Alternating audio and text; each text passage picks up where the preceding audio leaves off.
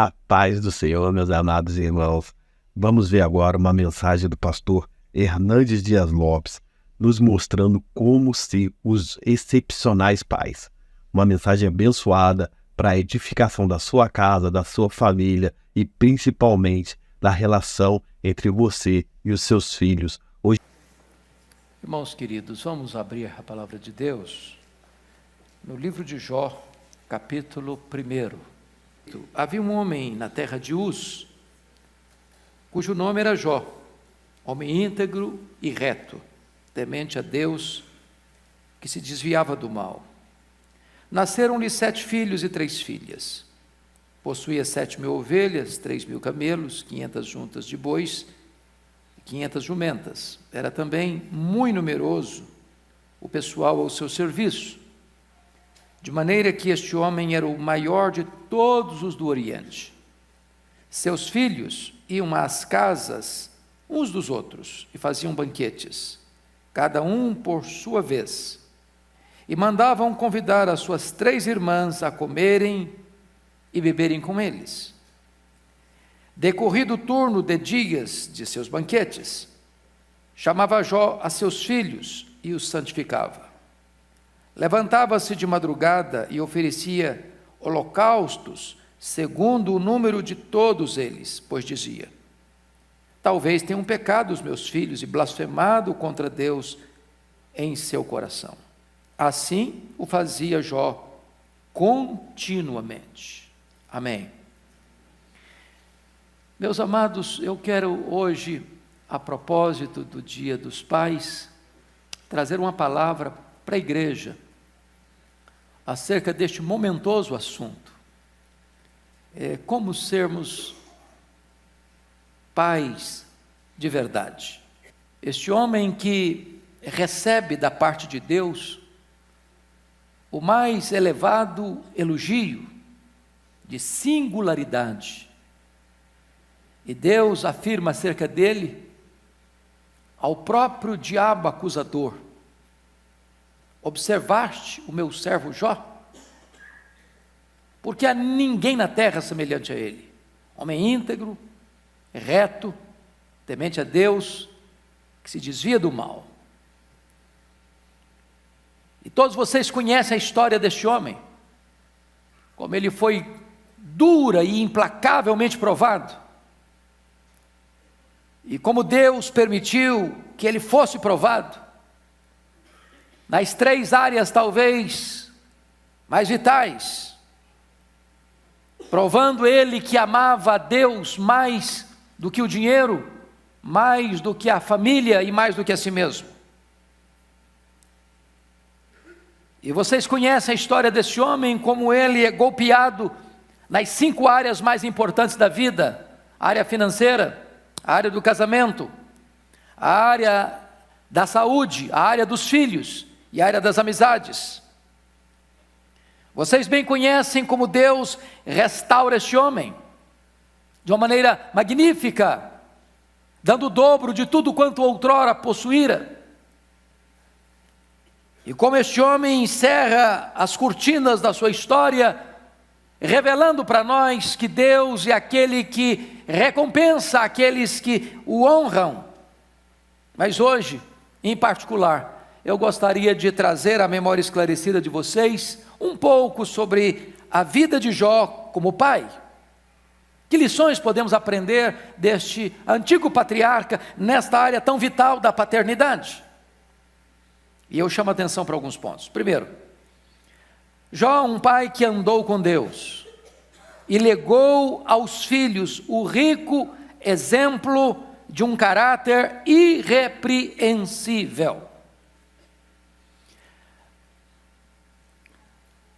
Mas o maior legado que Jó deixou para os filhos não foram os bens, foi o exemplo.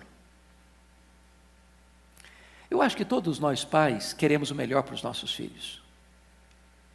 Eu acho que todos nós pais trabalhamos para deixar um legado, até mesmo físico, material, para os nossos filhos.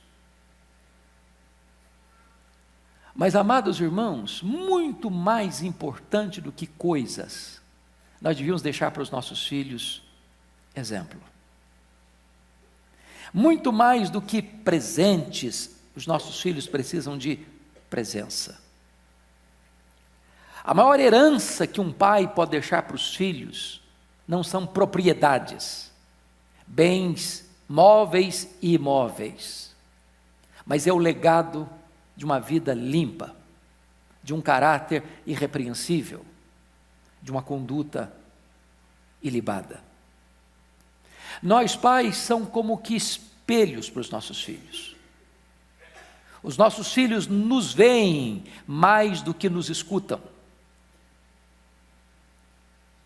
Nossa vida fala mais alto aos nossos filhos do que o nosso discurso.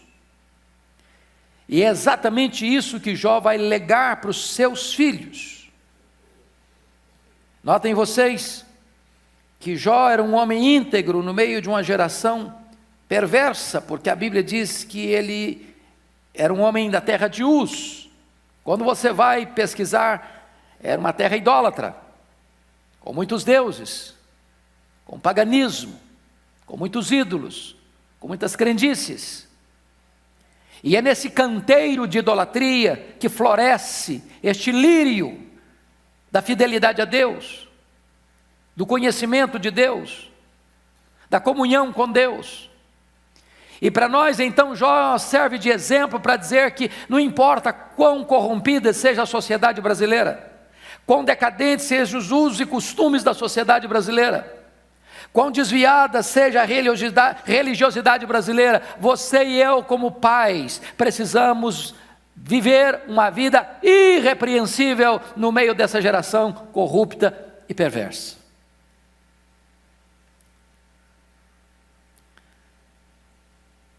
Segundo lugar, diz a Bíblia que Jó era um gentio. E você percebe que o desafio então era este homem viver cercado de muitas crenças e de muitos valores, na contramão dos valores de Deus, uma vida piedosa, como por exemplo, viveu Abraão no seu tempo, saindo de Ur dos Caldeus, como Daniel na Babilônia, no Império Medo-Persa, como Obadias na corte de Acabe, ou como os santos na casa de César. O seu desafio, o meu desafio hoje, nesta manhã, amados, é sermos pais que vivam com integridade na presença de Deus, a despeito de convivermos com pessoas que não levam Deus a sério. Mas notem mais, Jó era um homem que associava a sua vida moral com a sua vida religiosa. Primeiramente vamos ver o seu caráter moral. Diz o texto que ele era verdadeiro intimamente. O texto diz, homem íntegro. Íntegro é aquilo que você é com a porta do quarto trancada. Íntegro é aquilo que você é olhando sozinho para o espelho. Íntegro é aquilo que você é e só Deus pode ver. Íntegro é aquilo que você é ou não é, aos olhos de Deus. Pois Jó era um homem íntegro, e esse foi o maior legado que ele deixou para os seus filhos. Mas vejam vocês, que ele não era apenas um homem íntegro, para dentro, aos olhos de Deus, mas está escrito que ele era também um homem reto. E reto é aquilo que você é em público. Reto é aquilo que as pessoas podem ver. Reto é aquilo que a sociedade assiste. Reto é aquilo que os seus filhos contemplam externamente, porque intimamente você vive com Deus. Jó era esse homem, reto. Meus amados irmãos, a Bíblia diz porque ele era reto. Está lá em Jó 29, 15 e 16 o seguinte: eu me fazia de olhos para o cego e de pés para o coxo, dos necessitados era pai, e até as causas dos desconhecidos eu examinava. A grande pergunta hoje é esta: o que é que os nossos filhos estão vendo a nosso respeito? Nossos filhos são testemunhas de que nós somos pessoas não só íntegras, mas retas, nas nossas palavras, nas nossas ações, nas nossas transações, nos nossos negócios, nos nossos acordos, nas nossas alianças, na nossa postura espiritual. Isso era Jó. Mas notem vocês que ele também associava a vida moral à vida religiosa, porque está escrito ainda no verso de número 1, ele era um homem temente a Deus. E sabe, irmãos, aqui está a base, o alicerce de uma vida íntegra e reta. O que nos livra, irmãos, do perigo, da corrupção, da violência, da maldade, da impureza, dos deslizes da vida, é o temor de Deus. O temor de Deus é o grande freio moral da nossa vida. É o temor de Deus que nos livra do pecado, de decisões erradas, de alianças erradas, de acordos errados, de atitudes erradas. É o temor de Deus.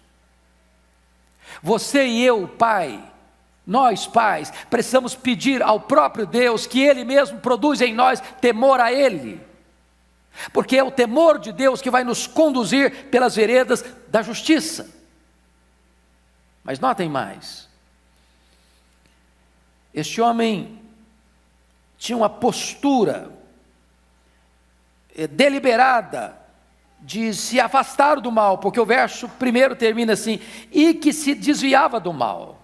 O mal está no nosso caminho, o mal está na nossa estrada, o mal está à nossa porta, o mal mora dentro do nosso trabalho, o mal mora nos nossos relacionamentos, o mal está diante dos nossos olhos, o mal está entrando pelos nossos ouvidos, o mal está no caminho dos nossos pés, o mal está ao alcance das nossas mãos, o mal está ao alcance do nosso coração. E o que o texto está dizendo é que este pai se desviava deliberadamente do mal. E por quê? Porque tinha temor de Deus no seu coração. Mas agora, irmãos, em segundo lugar, vejamos que Jó foi um pai que investiu no relacionamento dos filhos, plantando as sementes da amizade no coração dos filhos. Veja comigo, por favor, o versículo 4. Você pode ler o verso 4 comigo, toda a igreja? Seus filhos iam às casas uns dos outros, e faziam banquetes, cada um por sua vez, e mandavam convidar as suas 3 irmãs a comerem e beberem com eles. Eu tenho plena consciência disso e vocês certamente também. Os filhos não são naturalmente unidos, não são. Sobretudo onde tem dinheiro. Dinheiro não tem liga, dinheiro não tem amálgama, dinheiro separa, dinheiro divide. Quantas histórias nós temos assistido, irmãos, de disputas por herança, ainda com os pais vivos. Quantas histórias nós temos assistido semelhante a Lucas 15, onde o filho mata o pai no coração e quer receber antecipadamente a herança. Mas notem vocês que Jó não é um homem rico. Jó é o homem mais rico da sua geração. E ele tem 10 filhos. E esses filhos são amigos. E esses filhos celebram juntos. E esses filhos se alegram juntos. E para que você veja 10 irmãos unidos, pode ter certeza, é que por trás tem um pai, tem uma mãe que costura essa unidade. Por trás tem um pai e tem uma mãe que constrói pontes em vez de cavar abismos entre os seus filhos. E vocês percebem que tantas vezes, mesmo gente piedosa, não pôde legar aos filhos esta bênção que Jó planta no coração dos filhos, que era a amizade dos filhos. Se não, vejamos, pensa comigo em Adão, o primeiro pai. Abel e Caim. Eu não sei como é que era a casa do Adão, a Bíblia não faz nenhuma menção. Mas os irmãos não tinham um relacionamento de amizade, a ponto de um se levantar para matar o outro. Pensa comigo em Abraão, Ismael e Isaque, a ponto de uma crise surgir dentro de casa e Abraão ter que despedir Agar com o seu filho Isaque para o deserto. Pensa comigo em Isaque, que tem 2 filhos, e eles se transformam em verdadeiros inimigos dentro de casa, um mentindo, outro traindo, e uma inimizade de 20 anos. Pense comigo em Jacó, cujos irmãos odeiam José e vendem-no como uma mercadoria barata para o Egito.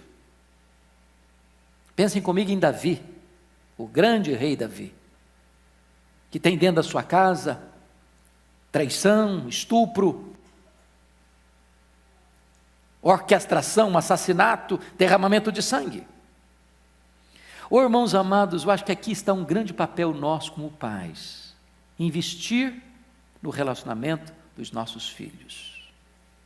Não basta que cada um faça carreira solo, não basta que cada um tenha sucesso profissional ou em outras áreas da vida, mas cada um para um lado, sem amizade, sem companheirismo. E nós precisamos vigiar, porque os nossos filhos não são iguais, têm personalidades diferentes, têm temperamentos diferentes, têm gostos diferentes, têm preferências diferentes, têm aptidões diferentes, seguem carreiras diferentes. Mas nós, pais, precisamos trabalhar para que os nossos filhos se relacionem, sejam amigos, convivam e possam ter um relacionamento saudável entre eles.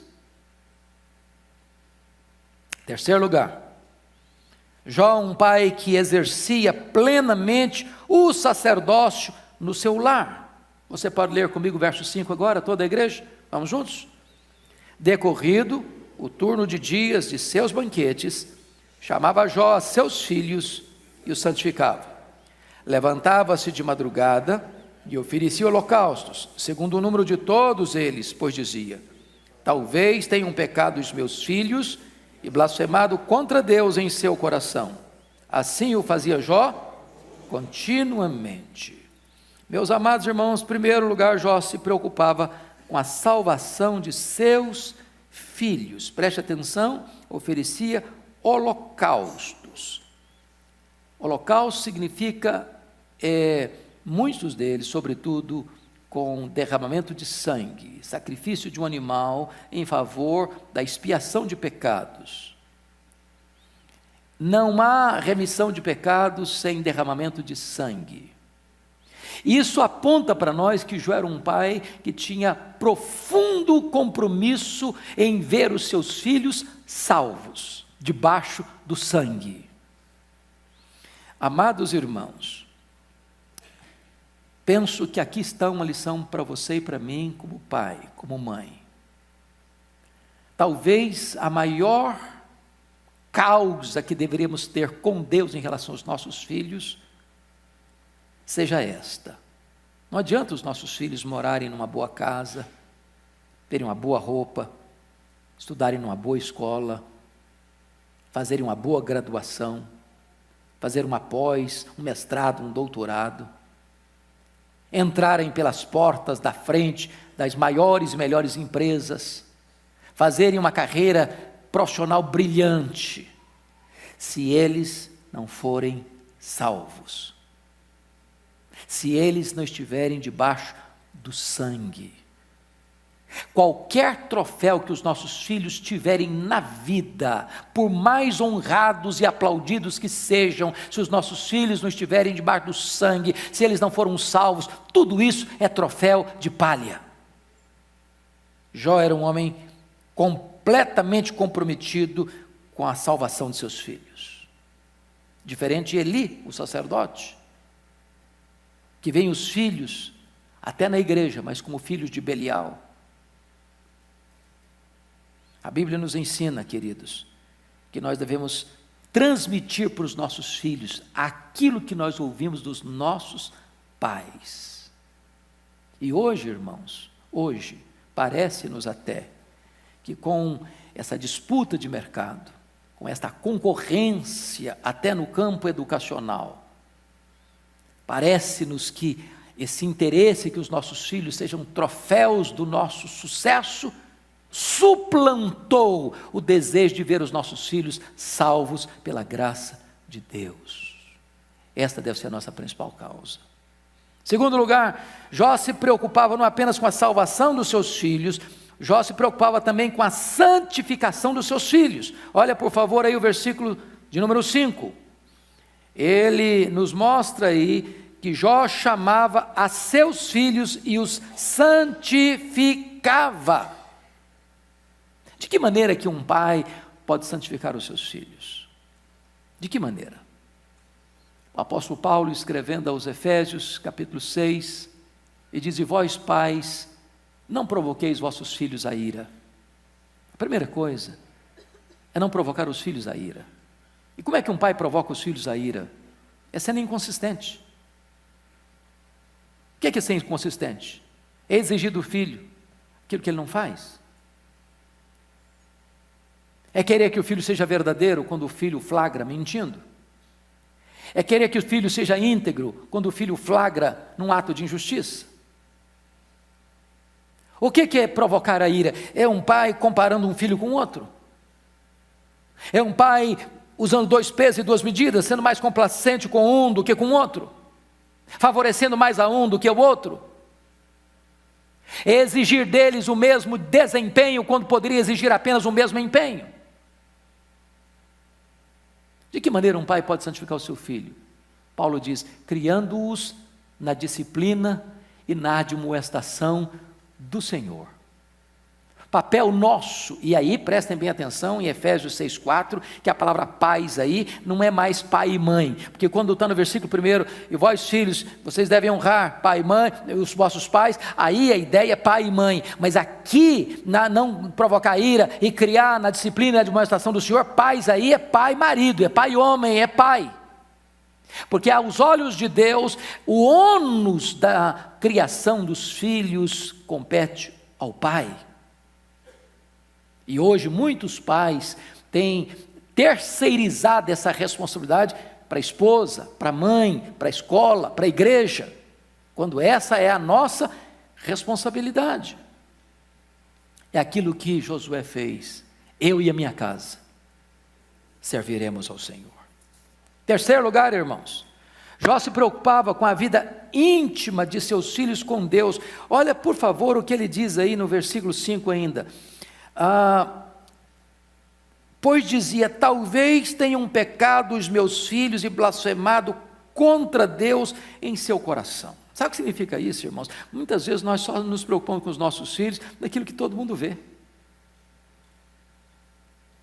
Mas Jó tinha uma preocupação com seus filhos naquilo que as pessoas não podem ver, só Deus vê. Sabe o que significa isso? Jó era um pai interessado em que Deus fosse glorificado na vida de seus filhos. Não basta que os nossos filhos venham à igreja, não basta que os nossos filhos participem da escola bíblica dominical, não basta que os nossos filhos venham apenas para os cultos onde a igreja se reúne coletivamente, não basta que os nossos filhos apenas tenham funções ou cargos ou posição de liderança na igreja. O que Jó espera de seus filhos é muito mais do que isso. É que eles aqui no coração, na intimidade da vida, possam honrar a Deus, possam andar com Deus. Por isso Jó serve para nós de modelo e de exemplo neste domingo dos pais. Mas mais do que isso, em quarto lugar, irmãos, Jó era um pai intercessor. Muito embora a palavra intercessão ou oração não apareça no texto, não é verdade? Mas quando você olha o conjunto desse versículo 5, você pode perceber que Jó era esse pai intercessor. Chamava Jó a seus filhos e os santificava, levantava-se de madrugada e oferecia holocausto segundo o número de todos eles, pois dizia: talvez tenham pecado os meus filhos e blasfemado contra Deus, e assim o fazia continuamente. Você tem orado pelos seus filhos?